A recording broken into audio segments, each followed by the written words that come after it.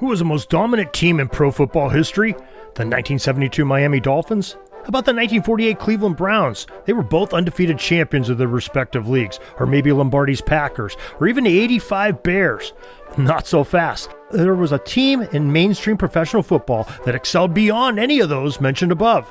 My name's Darren Hayes, and I'm the author of a book, The World's Greatest Pro Gridiron Team, the 1903 Franklin All-Stars. And I'm proud to say that the Sports History Network is giving away a signed copy of this book to a lucky winner in our latest giveaway, where you can sign up at sportshistorynetwork.com/giveaways and get your name entered today. Good luck.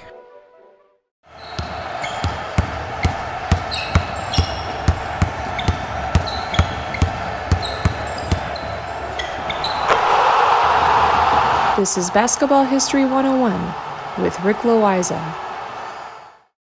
Welcome back to award-winning Basketball History 101, part of the Sports History Network. I am your host, Rick Loayza, and this is a podcast where we bring to life some of the forgotten stories from basketball history. We are bringing old school basketball to a new school audience.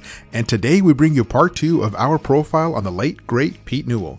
When I finished our episode last week, I mentioned that Pete Newell is responsible for refining and popularizing pressure defense, full court defense, and the idea of weak side help on defense. His teams in the 1940s and 1950s were known for suffocating their opponents. Every university coach in the country knew that they were in for a long night when they had to play a Pete Newell team. It was like playing against Piranha. They were everywhere. A lot of guys that had to play against Newell swear that he put 7 defenders on the floor. Not really, but you understand what I'm getting at. But the other thing that I wanted to make sure that I mentioned is that Newell is not just a defensive genius. His offense was equally potent. He believed in reverse action. Even today, many of his former players will joke about what to do in certain situations, and they will all say, reverse action. So let me give you a very high overview of reverse action. Very simply, when a team is going into their half-court set, they will move the ball to the left or right side of the basket, making that side the strong side. Now, the strong side is the side that attracts the defense because that is where the ball is.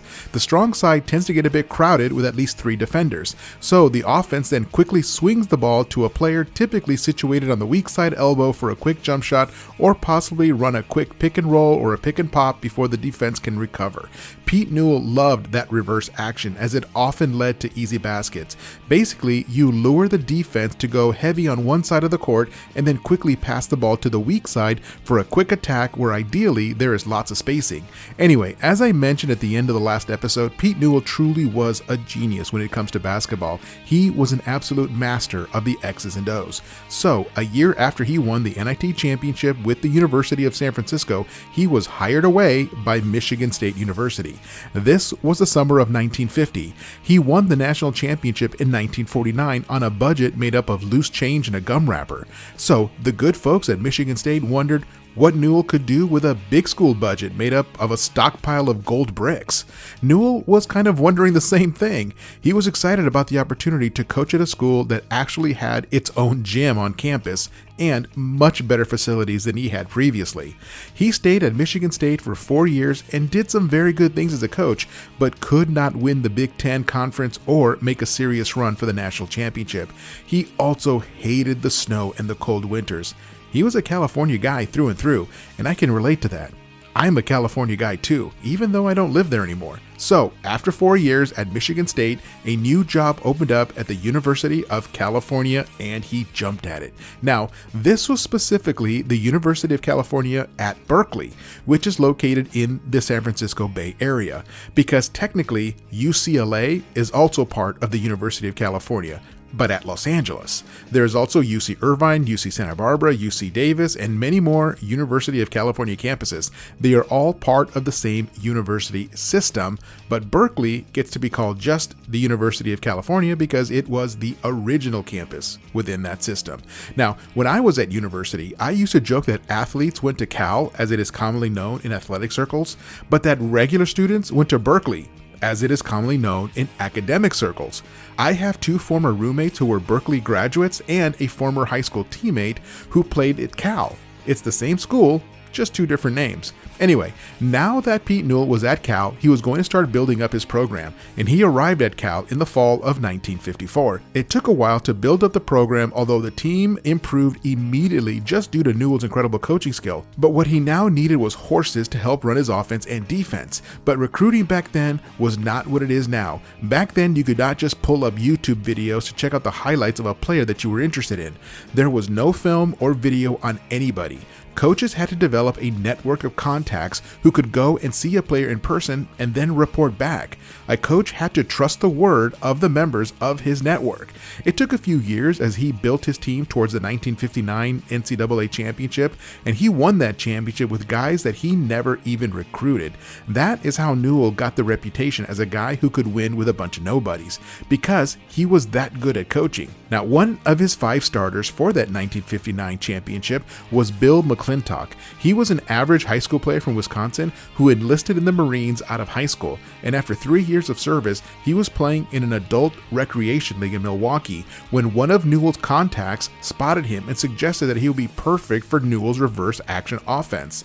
The guy was 6'3", overweight, and already balding, but he was a ferocious rebounder. From just one letter in the mail, McClintock paid his own way to California and played at Monterey Junior College in order to get his academics in order before transferring to Cal. McClintock did all of this on his own because he desperately wanted to play college ball and get a degree. Now, Bob Dalton was another forward for Newell. Dalton had actually gone to Cal to play football, but was relegated to being the backup quarterback. Well, every athlete just wants to play. Nobody wants to be the backup, so he showed up for basketball tryouts and made the team. And Dalton was good. He could bring the ball up, and he understood the nuances of the reverse action that Newell wanted to play. Dalton was a gift that just landed in Newell's lap. Now, Al Buck was a guard that had originally signed on to play at the University of Southern California, or USC. Now, Buck happened to be Jewish, and the coaches at USC told him that he could still be on the team, but they probably would not play a whole lot because of his Jewish faith. Well, long story short, he dropped out of USC and enrolled at Cal. Again, another gift that just fell into Newell's lap. And Denny Fitzpatrick was another guard who came out of Newport Beach in Southern California and was playing at Orange Coast Junior College. The coach at Orange Coast, being a personal friend of Pete Newell, just sent Fitzpatrick to Cal after he played his 2 years at junior college. The coach contacted Newell and told him about this fantastic guard that he was sending his way. Again, another gift that just landed in Newell's lap. The 5th starter was Daryl Imhoff. One day, Newell got a call at his office from a woman who was asking Newell for some help with some housing arrangements for her nephew who had just enrolled at Cal. Well, Newell said that she should talk to campus housing, not the basketball coach. Well, she replied that her nephew planned on trying out for the basketball team, and she figured that the best person to talk to was the basketball coach, because the standard beds in the dorm rooms were just not long enough for her nephew. So Newell naturally asked, "Well, how tall is your nephew?" And she said, "Oh, he's 6'9", and he's really excited for tryouts." Well, Newell took care of that housing and the bed situation himself. Imhoff ended up playing in the NBA for 12 years and made an All-Star game. That was like manna from heaven. All of these solid players just ending up at Cal without any of them being recruited. Those were the 5 starters that won the 1959 NCAA championship for Cal.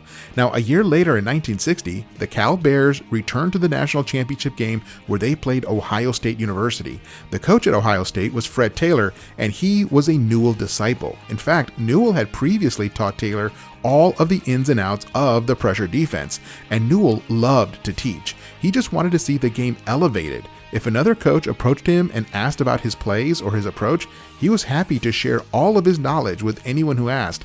His whole philosophy was to share knowledge because that is what was good for the game. My word. And if I can pause for a second, I absolutely love that. He only wanted what was good for the game of basketball. I mean, I want to start calling him St. Peter of Newell because of his impact on the game.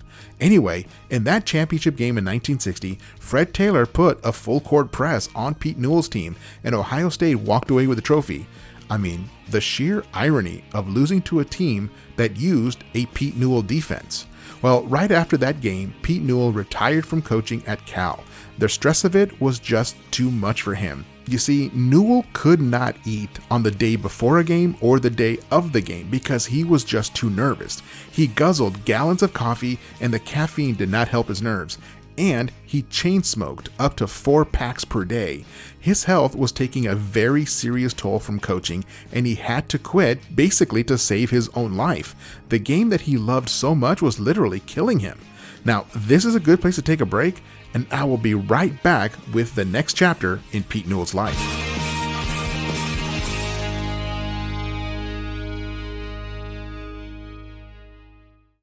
This podcast is part of the Sports History Network, your headquarters for the yesteryear of your favorite sport. You can learn more at sportshistorynetwork.com. At the Sports History Network, we're all about sports yesteryear, and so we're so pleased to introduce you to Row One, an online memorabilia gallery and shop that brings your sports history to life anywhere. The Row One gallery includes over 5,200 gorgeously reproduced prints of team posters, game program covers, game tickets, advertisements, and more in baseball, pro and college football, pro and college basketball, and more. And any gallery item may be printed in a variety of sizes on wood, metal, canvas, acrylic, or poster paper. And in Row One shop, check out the thousands more of unique items with the retro and historical designs dating back to 1876, including t-shirts, long sleeve shirts, phone cases, mugs, blankets, pillows, towels, and even shower curtains. Go to sportshistorynetwork.com, ROW1, for access to the full Row One catalog and for gallery prints and gift items, plus get a 15% discount off all prints on the Row One Pictorum Gallery with coupon code SHN15. Follow the link on the show notes.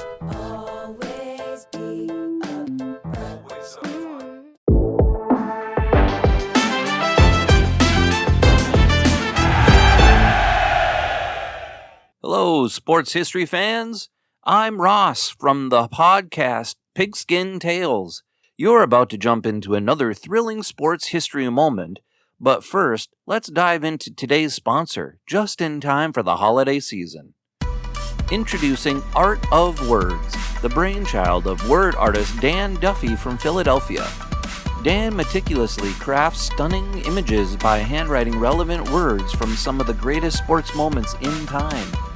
These unique, budget-friendly illustrations are the perfect gift, sparking cherished memories and capturing hearts. Choose from city skylines, sports, history, and musicians to find a piece for everyone. And here's the exciting part. For that sports fanatic in your life, gift them a piece of their favorite team or player's history. Art of Words tells a compelling story. Explore collegiate stadiums, each meticulously crafted with every football victory etched into words. Or venture into baseball stadiums, handwritten with every player from the team's illustrious history. My favorite on the site is Bryce Harper 2021 MVP year. Because I'm a big stats guy, I think that's one of the coolest things ever. Check it out. Don't wait. Order a print today for yourself and your loved one this holiday season. Transform your wall into a gallery of captivating art and surprise your family and friends with a print of their own. Use code SHN15 at artofwords.com for a 15% discount on your order in November and December. Visit Art of Words, where words magically transform into stunning art, evoking cherished memories and touching the hearts of those who you care about. Again, use the code SHN15 for 15% off at artofwords.com. Welcome back to the show, and let us continue with our profile on Pete Newell. When we left off, Pete Newell had resigned from the University of California. The job of coaching was just too stressful for Newell. However, Cal kept Newell on as the new athletic director. He was now in a completely administrative role, but still involved in sports. Now, here is a weird twist. Even though he had resigned from coaching for the Cal Bears in the spring of 1960, he was still offered the opportunity to coach the United States Olympic team at the Rome Olympics, and he just could not pass up that opportunity. Now, we did a more complete story on the 1960 Olympic team. It is episode 121 if you want to go back and check that out. So I'll give you the short version of the story here. For that team, Pete Newell had Oscar Robertson, Jerry West, Jerry Lucas, Darrell Imhoff, Walt Bellamy, and Bob Boozer. That is as stacked of an Olympic team as there is on this side of the 1992 Dream Team. Using Newell's pressure defense as well as his reverse action, and more importantly, with a bunch of serious horses to run it, Team USA demolished the Olympic tournament, winning their games by an average margin of 42 points. The closest that any team got to them was the Soviets, who lost by only 24 points. When the summer was over, it was time to start his new job as the Cal athletic director, and he served in that role for 8 years. By 1968, it was time for him to move on again. The campus at the University of California at Berkeley was ground zero for political activism and protests. The Vietnam War was going on, and the United States was losing thousands of young men in a war that relatively few Americans understood. There was also the civil rights movement going on. The hippie movement was in full force. America was really going through a social and political upheaval in the 1960s, and much of that activity was happening at the campus of Berkeley. Now, it became difficult for Newell to walk across campus without running into a protest that sometimes got out of hand and could become violent. In one situation, Newell's wife and children were coming out of a store near campus and found themselves in the middle of a protest led by the political group called the Black Panthers from nearby Oakland. The protest had gotten out of control and fights were breaking out between the Black Panthers and some white students. Florence Newell was naturally worried about the safety of her children, and then suddenly a couple of Black Panthers rushed towards the family. Mrs. Newell was absolutely terrified about what was about to happen. The Panthers, however, gently wrapped their arms around the family and said, "Mrs. Newell, what are you doing here? We need to get you to safety. We will walk you home." And she had no idea who these guys were, but they knew who she was, and out of their respect for Coach Newell, they escorted Mrs. Newell and her kids back to their house a few blocks away. Now, at the time, the athletic department practically fell off the radar at the university. Considering what was going on politically, sports at Cal just did not matter to many people anymore. Newell knew that it was time for him to leave for better opportunities, and he accepted the offer from the San Diego Rockets of the NBA to become their general manager. A couple of years into that role in 1970, the Rockets had the second pick in the entire draft. Now, Detroit had already taken Bob Lanier with the first pick. Now it was Newell's turn on the clock. Pistol Pete Maravich was available, but Newell took Rudy Tomjanovich from the University of Michigan. Maravich went with the third pick to Atlanta, but Newell never regretted making that pick. He just did not think that Maravich's playing style could lead to a championship. Now, I cannot argue with the man. Pistol Pete is one of the most dynamic scorers of all time, but his style was challenging to build a championship team around. Now, a couple of years later in 1972, the Rockets decided to relocate to Houston, and Newell was not interested in going with them. He loved California and did not want to leave. And it also turned out that the general manager position with the LA Lakers had just opened up, and he slid over and took that job just a couple of hours north. Now, Pete Newell is the guy who orchestrated the trade that brought Kareem Abdul-Jabbar to the Lakers from the Milwaukee Bucks. Newell was personal friends with Bucks general manager Wayne Embry, and they cordially worked out a deal. While Newell did not stick around to see the fruits of his labor, Kareem would help bring 5 championships to the Lakers, and I would say the Lakers won that trade. Newell left the Lakers in 1976 and began to develop his big man camp, where he would work with college and NBA players on their low post skills both offensively and defensively. Newell always kept his hands in basketball, and just to fill in some free time, he went over to Japan and coached their women's national team and really developed it into something special. He also consulted for the Japanese men's national team, and for his efforts, he was awarded a medal called the Order of the Sacred Treasure. It was presented to him directly by Emperor Hirohito. Now, back then, he was almost as famous in Japan as he was in the United States. Now, this is where we begin to wrap this up. Pete Newell had about 3 lifetimes worth of experiences in basketball. He is an absolute master of his craft and had so much to offer. He poured so much of himself into thousands of players over the year. His impact on the game with his defensive principles is still felt today. So anytime you see a team playing pressure defense or full court defense, remember, Pete Newell was the guy who refined that strategy and popularized it. He stayed active in basketball well into the 1990s. Now, sadly, he passed away back in 2008 at the age of 93. Now, if you were ever to build a Mount Rushmore of basketball coaches, you could make a very good argument for putting Pete Newell up there. Now, let me finish with a longer quote by the late Hall of Fame coach Bob Knight. Quote, "I'm not sure I've ever been around anyone that I genuinely liked as much as Pete. There's a tremendous unseen and unspoken confidence, almost arrogance about Pete when it comes to basketball. He just knows that he understands the game better than anybody, and I really like that. In all of sport, I think Pete is the least known, outstanding figure there is. He was at his best at a time when the media coverage was nothing like it is now. Just imagine if he won the NCAA title today, and then went back to the title game the following year, and then coached the Olympic team. Well, he would be at the forefront of everything." Unquote. I totally agree with Coach Knight. Well, that is it for our profile on the great Pete Newell.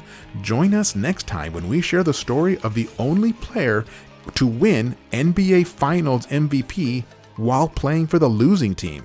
That's next time on Basketball History 101, part of the Sports History Network, the headquarters of sports yesteryear. Go to sportshistorynetwork.com to find out more about this and other sports history podcasts.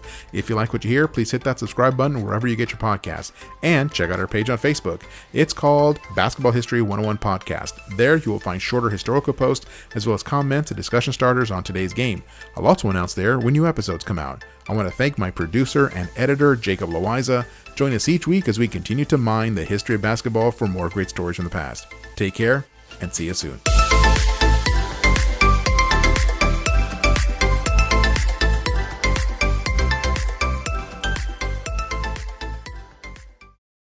Hey there, sports history fan. This is Arnie Chapman, aka the Football History Dude, and I wanted to thank you for stopping by to listen to another episode here on the Sports History Network.